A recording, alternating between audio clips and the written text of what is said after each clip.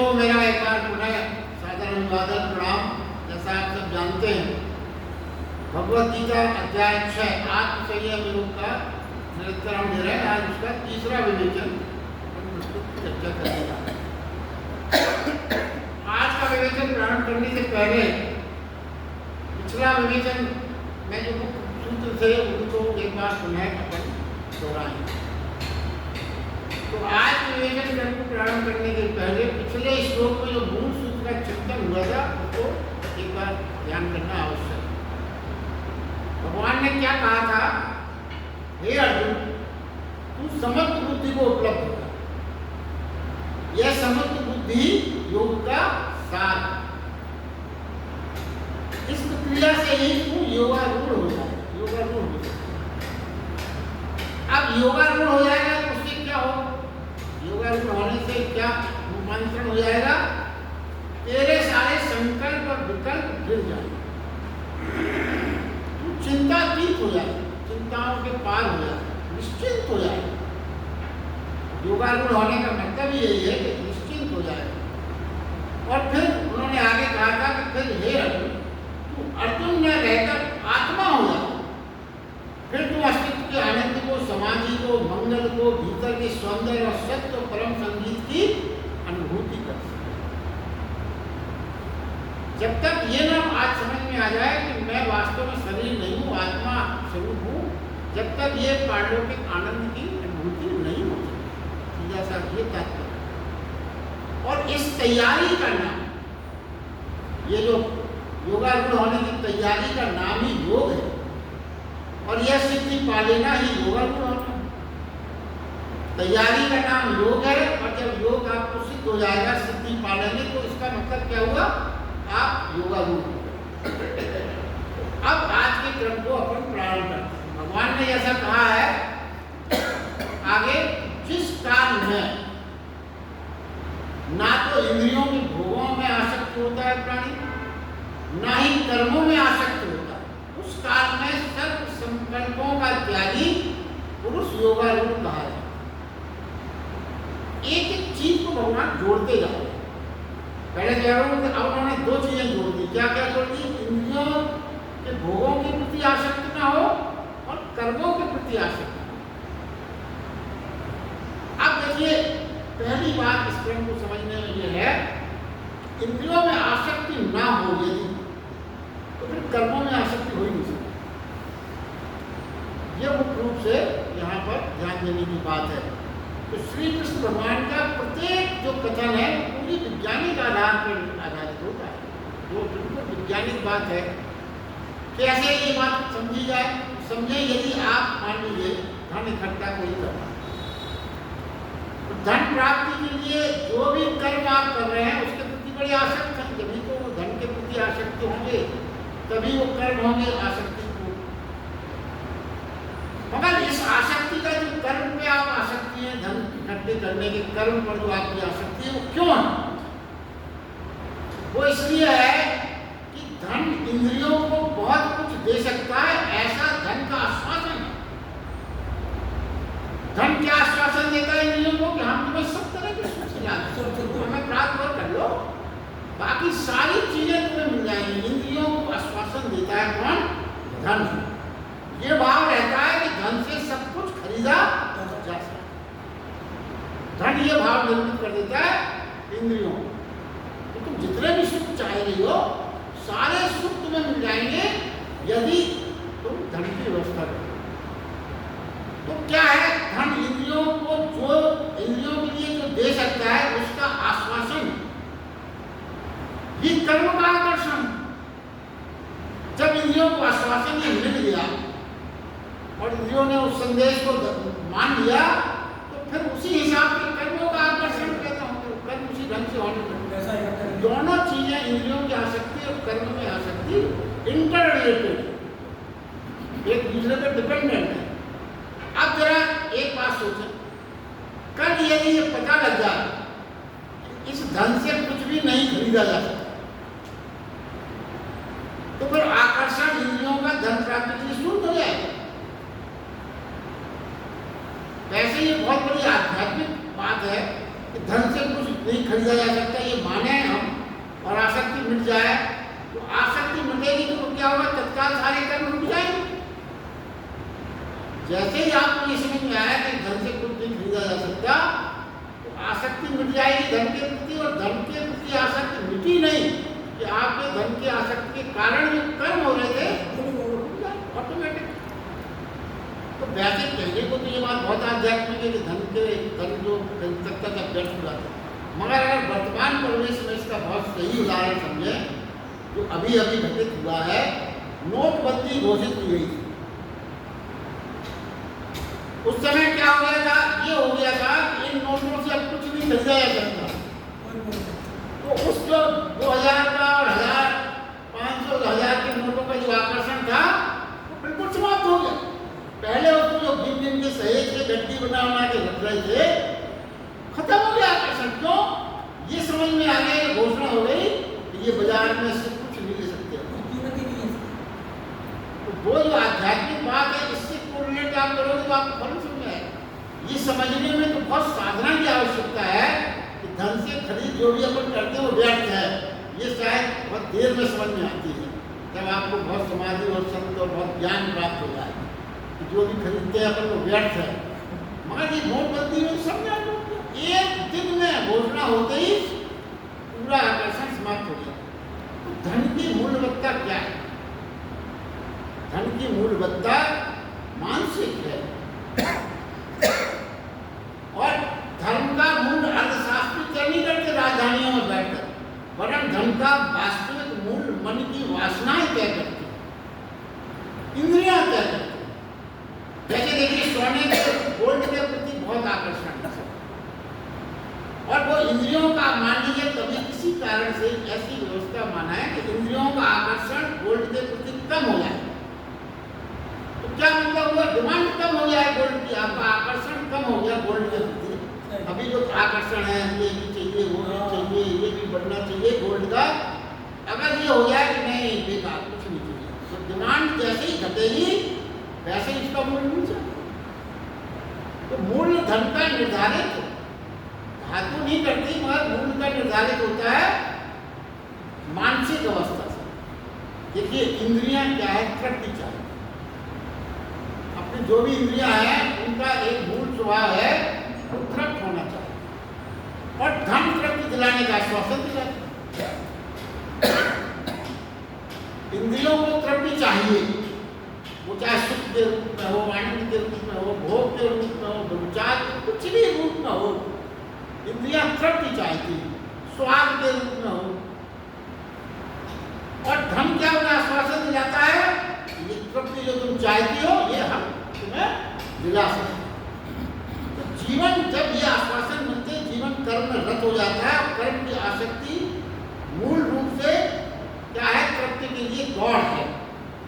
कर्म का क्या है, तृप्ति की जो भाव है उसकी पूर्ति के लिए जो दौड़ लगती है, वो इसी से कर्म बनते, उसी से कर्म की आसक्ति शुरू हो जाती है।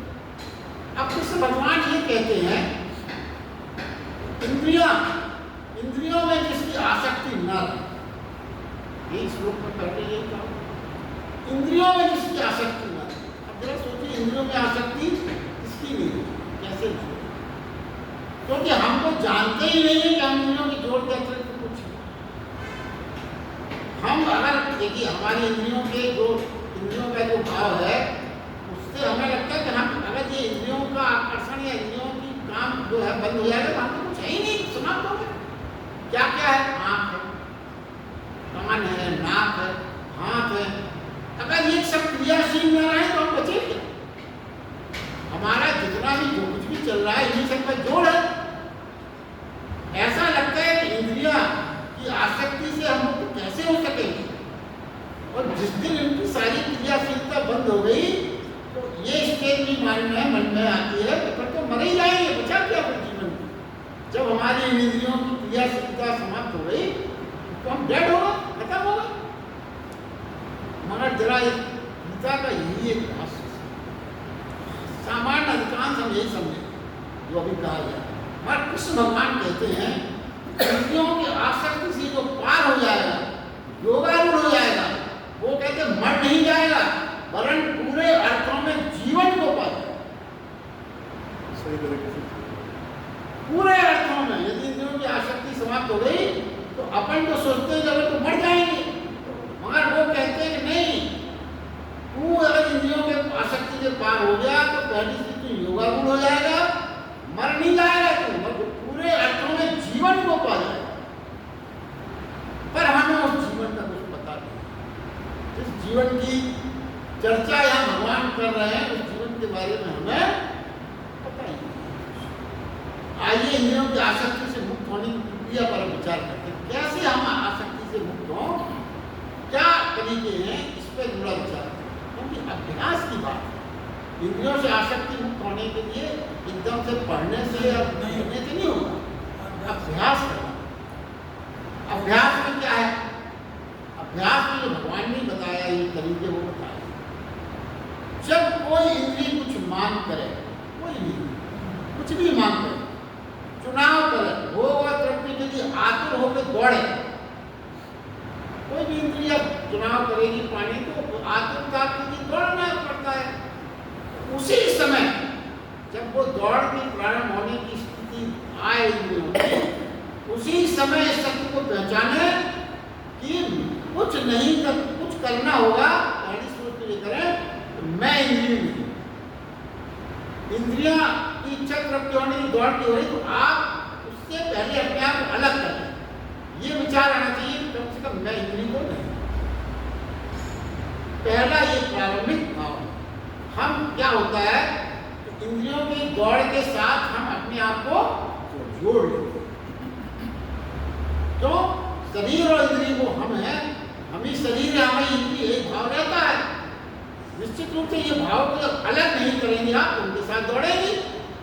तो पहली बात तो भगवान ने ये कही कि जैसे ही कोई इंद्रिय दौड़ की इच्छा से, सुख की आकांक्षा से दौड़ना चाहे तो उसकी दौड़ में आप शामिल ना हो। आप पहले ये मान लें कि मैं तो अलग हूँ, इस इंद्रिय से अलग हूँ। और देखिए, और वास्तव में क्या है, ये मानने के लिए कहा जरूर दिया, मगर ये वास्तविकता ये है कि सच्चाई है। आप और हम पाले रहते हैं। सच तो यही है कि हम इंद्रिय नहीं है। कैसे? जैसे आप भोजन कर रहे हो तो आप भोजन के लिए ऐसा हो जाता है जैसे हम भोजन इंद्रिय हो गए, हम ही भोजन कर रहे हैं। इसमें रखें, विचार करें, थोड़ी सी देर के लिए सोचें, क्या मैं भोजन कर रहा हूँ? आप चौंकेंगे कि मैं तो भोजन नहीं कर रहा हूँ, भोजन तो शरीर कर रहा है। देखिए, ये सब बहुत सत्य बातें हैं, मगर हम इतने ज्यादा जकड़े हुए हैं, अलग होने की कल्पना ही नहीं कर पाते। भगवान कह रहे हैं जरा सोचो एक बार कि भोजन आप कर रहे हैं तो भोजन तो शरीर कर रहा है, मैं तो अलग हूँ, मैं थोड़ी भोजन कर रहा हूँ। जरूरत ही नहीं। भोजन कौन कर रहा है? शरीर, शरीर भोजन, और हम शरीर से अलग हैं। एक्चुअली वो ये कह रहे हैं कि भोजन शरीर कर रहा है, भोजन तो आपको छूता भी नहीं है, आपको भोजन नहीं छूता, आपकी चेतना को स्पर्श ही नहीं कर सकता भोजन। जो चेतना है हमारी आपकी, भोजन उसको स्पर्श भी नहीं कर सकता।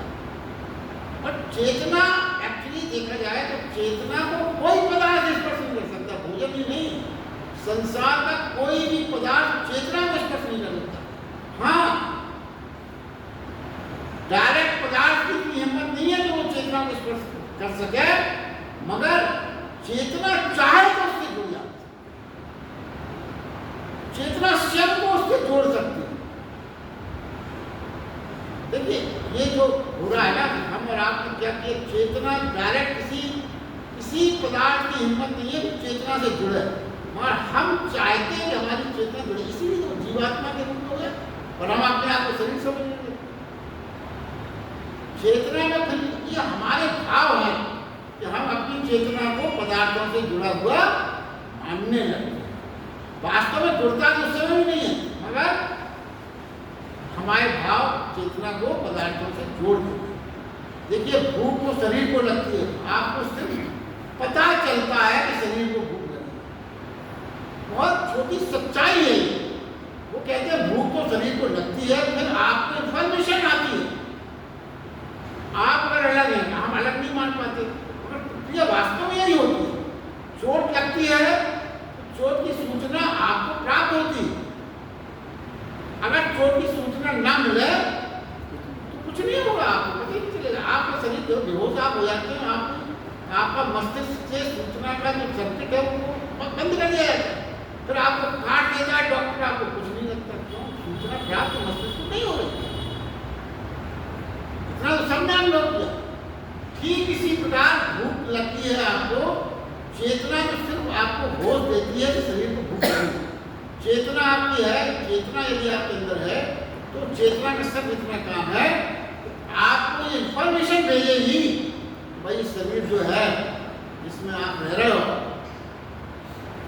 आत्मा के रूप में, उसको भूख लगी है।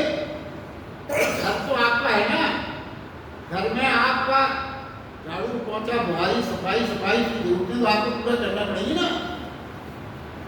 कोई ना कोई आपको सूचित करेगा तो घर में ही मरम्मत रहेगी, बिल्कुल रोज घटने वाली घटना है, उसको पकड़ ध्यान नहीं दिया। तो क्या है, चेतना सब आपको होश देती है कि शरीर को भूख लगी है, लेकिन क्योंकि शरीर को आपने माना है मैं, इसलिए आप कहते हैं मुझे भूख लगी। आपने शरीर को मैं माना इसलिए आप कहते हो कि मुझे भूख लगी। वास्तव में क्रिया क्या घटी कि चेतना ने आपको सूचित किया, ये जिस शरीर में आप निवास कर रहे हो उसको भूख लगी है, उसकी व्यवस्था बनाओ। ऐसी यदि चोट लगती है उस समय भी आपको पता चलता है चेतना के कारण चोट लगी है। अब एक बात और, वो जो कहते हैं कि चेतना जन्म में जैसी ताजी थी वैसी ही मरते दम तक वैसी ही ताजी रहती। चेतना में कोई फर्क नहीं पड़ता। चेतना आप जिस समय पैदा हुए थे, जिस चेतना को लेके, वो चेतना आपकी मरते दम तक वैसे ही रहने वाली है। देखिए वो हमेशा ताजी रहेगी, वो कभी बासी नहीं होती चेतना।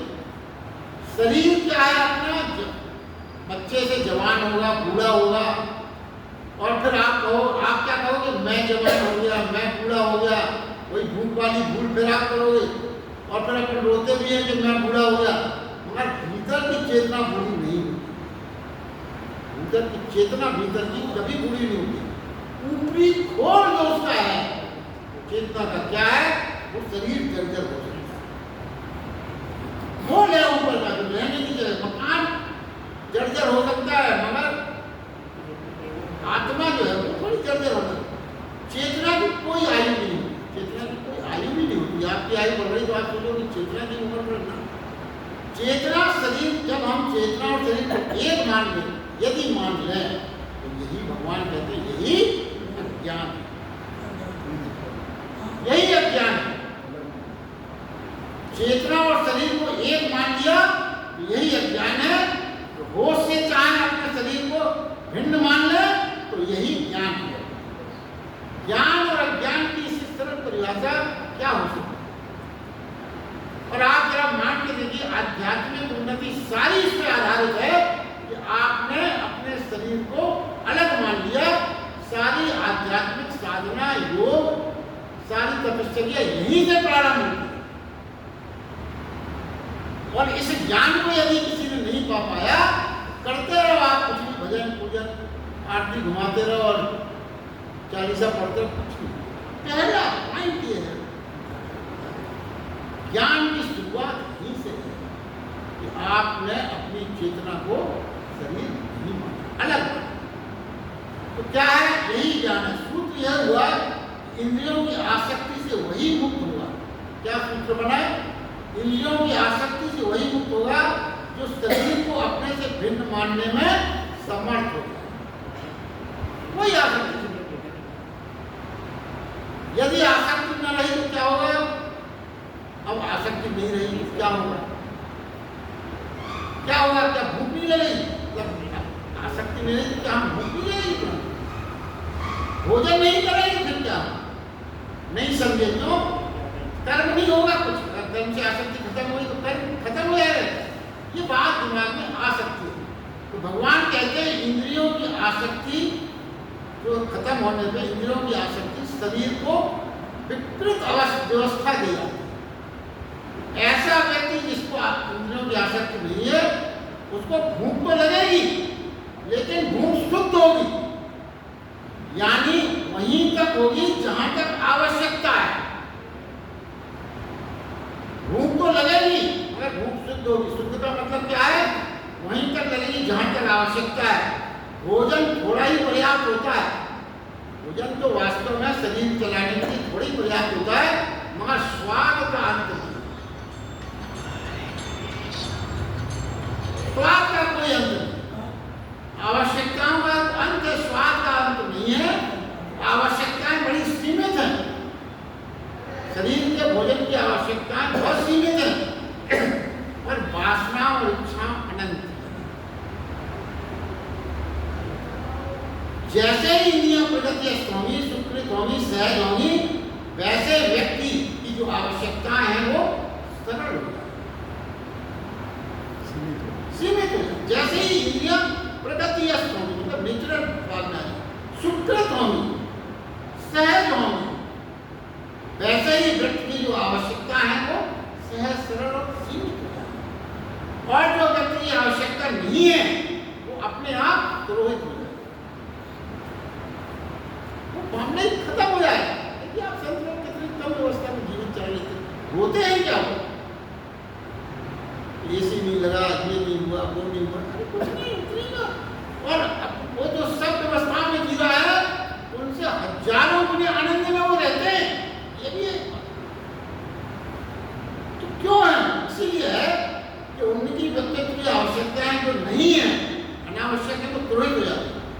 देखिए शरीर, ये तो बात है, मगर आप आज के जमाने में भी देखो, जितने भी डॉक्टर्स हैं, शरीर शास्त्र के बड़े वैज्ञानिक हैं, उन्होंने भी ये निष्कर्ष निकाला है, अधिकांश लोग भूख नहीं रहती है फिर भी खाने चले जाते हैं, और इससे ही हजारों बीमारियां पैदा होती हैं। भोजन अधिक करने से ही, और भोजन अनावश्यक, भूख नहीं है तो भी भोजन कर रहे हैं, जम के कर रहे हैं, सारी बीमारियां पेट से ही होती हैं। आपने कई बार आपने हमारी बातचीत में बात बताई, इनके वैद्य ये बात बताई, तो आपने सिद्धांत, यही सिद्धांत गीता में देखा, स्वाद है, स्वादिष्ट लग रहा है हमको, तो कुछ भी उधर में डाले चले जाए। और जब शादी ब्याह में पैसा भी नहीं लग रहा है तो और सरल है। होटल में तो फिर भी सोचेंगे यार एक बड़े रोटी भाई दूसरी महीने में बिल बढ़ जाए। वहाँ क्या है? वहाँ तो आपने 500 का लिफाफा दे चुके, अब फ्री हो,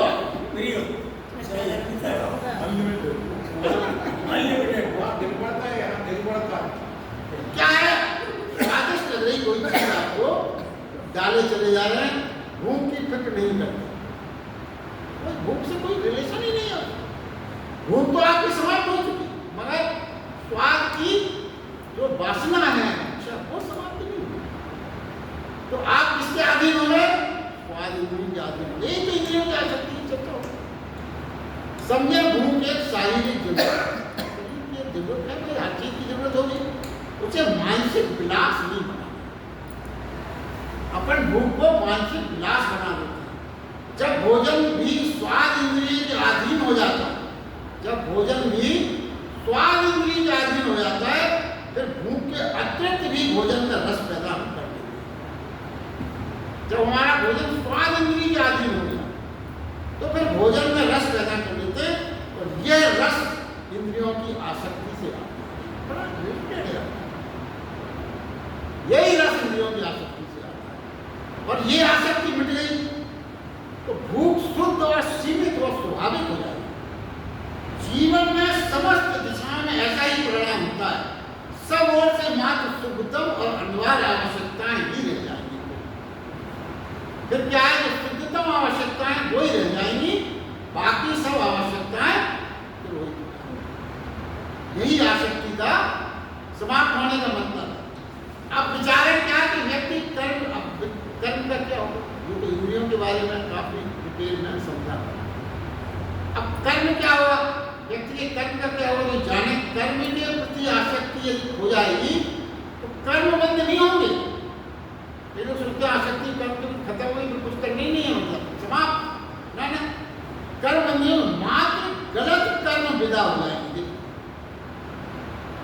गलत कर्म नहीं होंगे, वो विदा हो जाएंगे और सही कर्म जो है वो बड़ी ऊर्जा से सक्रिय होगा। कर्म की आसक्ति फिर धीरे धीरे व्यक्ति के जीवन में मात्र शुभ कर्म ही रह जाए और अशुभ का सूत्रपात समाप्त हो जाता है। जिस दिन हम ये जान पाएंगे कि मैं शरीर नहीं हूं, उस दिन इंद्रियों की आसक्ति विदा हो जाएगी और जिस दिन इंद्रियों की आसक्ति विदा होगी उसी दिन कर्म की आसक्ति भी नहीं रह जाएगी, क्योंकि इंद्रियों का और कर्म की आसक्ति दोनों कोरिलेटेड है। वो अगर आसक्ति समाप्त हो गई तो अपने आप कर्म की आसक्ति भी समाप्त हो गई। सारी देखिए, अब इसको थोड़ा सा और समझते हैं। सारी प्रकृति के सहज भाव में है, सारा जो नेचर है उसके सारे कर्म सहज भाव है। मनुष्य के अलावा सारे कर्म स्वाभाविक रूप से चलते हैं। देखिए अपन रोज देखते हैं, आप देखिए कौन कौन से कर्म जो स्वाभाविक रूप में प्रकृति में घटे होते हैं। वृक्ष में पत्तों का आना, फल का लगना, फूलों का खिलना, सब सही रूप में चल रहा है। उसके लिए किसी को कोई विशेष प्रयास करना पड़ता है। फल का खिलना, नदी का सागर की ओर जाना, पक्षियों का चहचहाना, सब स्वाभाविक रूप से होता रहता है। क्यों? क्योंकि ये उनका स्वाभाविक स्वरूप स्वभाव है। जब आप अपने स्वाभाविक स्वभाव के अनुसार करने पर तो आपके होते ही रहेंगे, वो रोके नहीं जा सकते। मनुष्य का मूल स्वभाव देखिए यही फर्क पड़ता है। जो भी मूल स्वभाव जिसका है, वृक्ष का मूल स्वभाव क्या है? उसको ग्रो होना, फल लगना, पत्ते लगना। नदी का मूल स्वभाव, जिसका जो मूल स्वभाव है उसके हिसाब से कर्म होते हैं। किसी को चारा चढ़ने का उसका मूल स्वभाव चारा चढ़ता है। अब जानना समझना ये है प्रकृति का और उसका तो मूल स्वभाव मैंने समझ लिया। मनुष्य का मूल स्वभाव क्या है? मनुष्य का मूल स्वभाव क्या है? मनुष्य का मूल स्वभाव है प्रेम में रहना, शांति में रहना, संतोष में रहना, श्रद्धा करुणा उसमें रहना, और उसमें रहने के लिए उसे कुछ विशेष नहीं करना पड़ता, क्योंकि ये उसके मूल स्वभाव है। इसके विपरीत इच्छाओं में आकर आप क्रोध में, कोई आपके कहा आप बहुत क्रोधी है वो व्यक्ति, उससे कहो तो ठीक है तुम 24 घंटे क्रोध में रहना,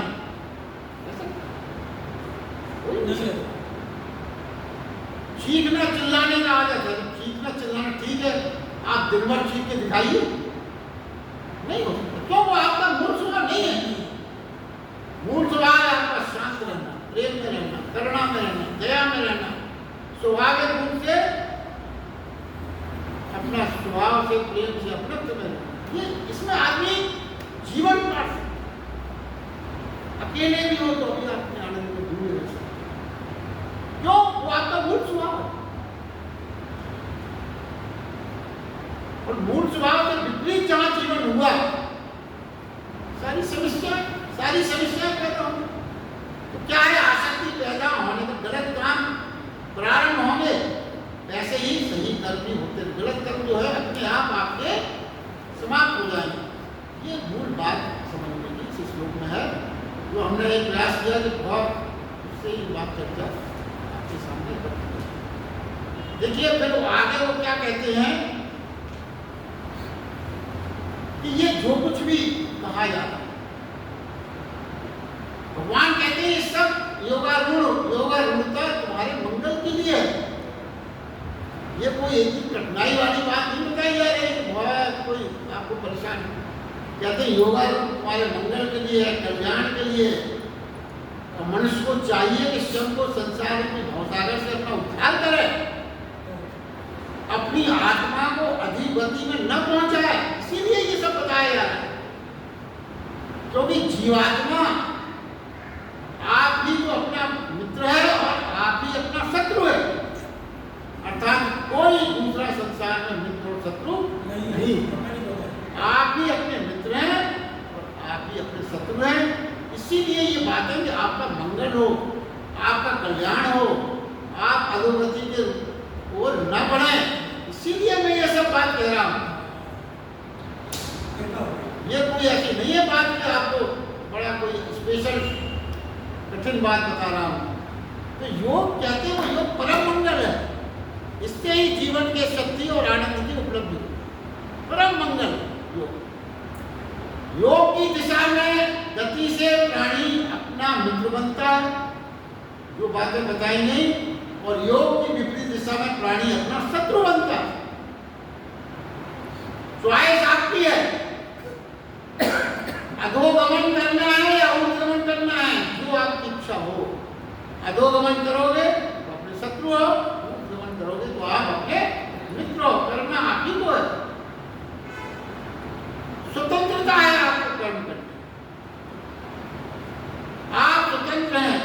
नीचे की यात्रा के लिए भी स्वतंत्र हैं और ऊपर की यात्रा के लिए स्वतंत्र हैं। स्वतंत्र हैं धर्म करने को और स्वतंत्र हैं अधर्म, दोनों के लिए आप स्वतंत्र हैं। भला करने को स्वतंत्र हैं बुरा, कोई इसमें आपको चॉइस है। जो देखिए, अगर मान लो भगवान ये स्वतंत्रता ना देते, कभी कभी कोई कहता है भैया ये स्वतंत्रता ना देते क्या जरूरत पड़ी, इसलिए तो सब गड़बड़ हो रहा, तो क्या है, यदि बंधन कर दें, तो यदि भगवान ये बंधन कर दें कि अधर्म और बुरा नहीं किया जाएगा, तो आपकी स्वतंत्रता विलोपित हो गई। फिर आपकी स्वतंत्रता में कहाँ रही? क्यों? अगर आपको रोक दिया जाए लॉ से, तो आपका रूपांतरण नहीं हुआ कुछ भी। वो तो आपके कानून की वजह से और डर की वजह से, भय की वजह से आपको मन तो आपका, तो वो तो कहते हैं कि फिर ऊपरी कर्म रोकने से कुछ नहीं होता। वो तो भगवान ने यहाँ कई बार कहा कि हत्या करना प्रत्यक्ष रूप से और हत्या करने का सोचना, कोर्ट आपको सजा नहीं देगा यदि आपने हत्या नहीं की, और ईश्वर के यहाँ आप हत्या करने के विचार करने से ही सजा के पात्र हो गए। तो भगवान जैसा रूपांतरण चाहते हैं, वो स्वतंत्रता के बिना सब गड़बड़ है। तो फिर आप विचार तो करते रहोगे, मगर आपको इसका डर है कि भाई अधर्म करेंगे तो सजा हो जाएगी, ऐसा तो नहीं चाहते। इसीलिए आपको उन्होंने खुद तपश्चर्या में खुद स्वतंत्रता प्रदान की। आप स्वयं ही अपने मित्र हो सकते हैं या स्वयं ही अपने शत्रु हो सकते हैं। क्यों? देखिए, और एक सरल चीज है, आप फिर कैसे, हर आदमी चाहता है कि हम शुभ ही रहें और उन्नति ही करें, अच्छी बात। मगर आप चाहते कि सरलता ये है कि सोचे, यदि आप नदी की ओर जाना चाहते हैं, जैसे अच्छाई की ओर जाना चाहते हैं, आप किसी नदी की ओर की यात्रा की सोच रहे हैं और राह पकड़ने बाजार की ओर, तो फिर आप नदी की ओर विचार भले करते रहें कि हमें नदी में पहुंचे, नदी पहुंचना है, मगर आपने रास्ता तो बाजार का पकड़ा है, तो नदी में कैसे पहुंचे? तो क्या है, सोच है आप शुभ और चले अशुभ मार्ग में, तो कैसे पहुंचे? बड़ा सरल है, समझने में कहीं कोई कठिनाई नहीं है। भगवत गीता से सरल तो कोई चीज है ही नहीं, बशर्ते आप उसके कैसे आप सोचते हैं कि हमारा सब शुभ हो और आप विचार कर रहे हैं सब अशुभ, तो कैसे शुभ हो? तो पहले सिद्धांत समझना। वो कहते हैं हम सर्वदा जीवन में शांति चाहते, हर व्यक्ति चाहता है हमारे जीवन में शांति, हर व्यक्ति चाहता है हमारे जीवन में आनंद, हर व्यक्ति चाहता है महासुख दुनिया के जितने भी हैं वो सब हमारे ऊपर ही बरस जाए, हमारे घर में ही बरस जाए, चाहता है तो चाहता है, तो चाहना गलत नहीं है। और भगवान क्या कहते हैं, विचार ये करो, हम चाहते हैं अमृत और बोते हैं जहर, हम चाहते हैं प्रेम और बोते हैं घृणा, हम चाहते हैं शांति और करते क्या है क्रोध, हम चाहते हैं मित्रता और हमारा आचरण कई लोगों के प्रति शत्रुतापूर्ण रहता है, हम चाहते हैं कि सारी दुनिया से हमें शुभ आशीष मिले और हम दूसरों को गालियां दें, हम चाहते हैं आदर मिले और हम सबको अनादर करें सबको, कैसे संभव? ये सब असंभव चाह है, पूरी होने का नियम ही नहीं है ये मानना। अगर इस तरह का आचरण कोई रखेगा, चाहते रहिए आप सुख शांति कैसे मिलेगी? क्यों? नियम बहुत सरल है, जो बोया है वही काटना होगा। समय लग सकता है फसल आने में, मगर फसल बदल जाए ये नहीं, फसल तो नहीं बनती। पहला पाप ही वो कहते हैं, पहला पाप ही ये है कि हमसे बड़ा कोई पाप नहीं बताया। दुनिया का सबसे बड़ा पाप यही भगवान कहते हैं, आपने अपने प्रति शत्रु भाव रखा, सबसे बड़ा पाप है। क्यों? इस पाप का फैला होता है, निकटतम लोगों से शत्रुता बनती जाती है, तो ये जहर फैलता है। समझे आप, बहुत सूक्ष्म तरंगें पैदा करते हैं चारों ओर, फिर वही तरंगें समाज में फैलती हैं, टकरा टकरा कर वापस। एक छोटी सी बात कह के आज की बात पूरी करते हैं। आपके ऑफिस में आप देखिए, जीवन से रिलेटेड जब तक समझ नहीं आए तब तक समझ नहीं आता।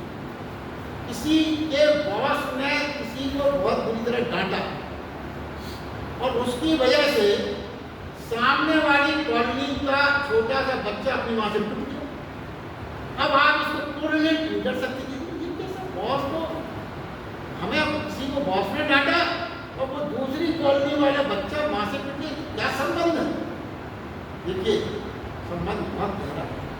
बॉस से वो कुछ नहीं कह पाया, क्रोध से भरा रहा, घर आके उसने अपना क्रोध कहाँ उतारा? पत्नी पे। पत्नी रोज उसी तरह पानी लाती थी, सब करती थी, और उस दिन उसने उसी बात पर कैसे पानी लाई, ग्लास गंदा है, ये करना वो करना है, बिस्तर ठीक नहीं, मतलब चिड़चिड़ा। अब पत्नी ने भी समझा कि भाई ठीक है, कुछ ना कुछ गड़बड़ है, उसे भी अंदर क्रोध तो आया, मगर जैसे वो बॉस से कुछ नहीं कह पाया ना, पत्नी उससे कुछ ना कह, मगर तरंग और वातावरण तो फैल गया ना, जहर तो फैला, तो वो जहर कहाँ उतरा?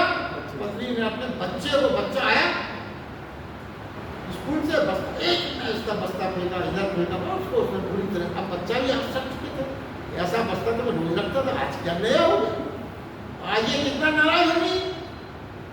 अब बच्चा भी माँ से न कह पाए, और उसके अंदर से पूरा क्रोध में जहर का असर हो रहा है, तरंगें फैल रही है, जो बात कही है ना, इसको समझ रहे हैं। अब वो गया खेलने से, शाम को कॉलोनी में सामने का जो उसका दोस्त था, जरा सी बात में उससे लड़ गया, क्योंकि वो उससे अपनी क्रोध को आप जब्त नहीं कर सकते, तरंग तो जो है वो फैलेगी।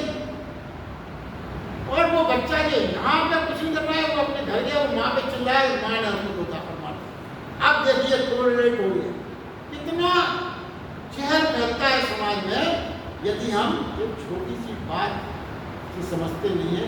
अशुभ और अपनी तरंगें यदि हम फैला रहे हैं गलत, तो समाज का बहुत नुकसान होता है। ये भगवान इस ढंग से समझाने की कोशिश की। चलिए आज के लिए बस इतना ही।